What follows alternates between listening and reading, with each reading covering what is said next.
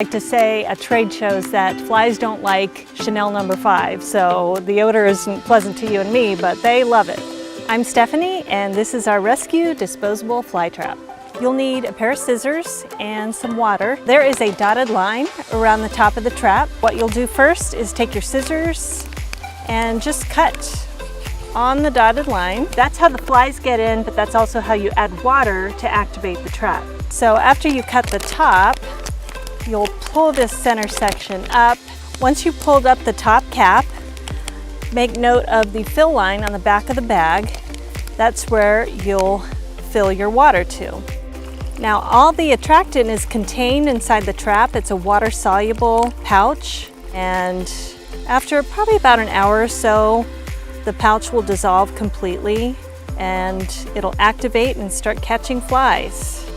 So once you've filled it to the line, you can take a twist tie, a string or a wire, thread it through the top, and then hang it outdoors. You want to hang it about 20 feet away from your outdoor activity area because it does have a strong odor, but that's going to draw the flies away from you. Once this trap is full and it can hold up to 20,000 flies, then all you need to do is take it down, close the top, and then toss it away.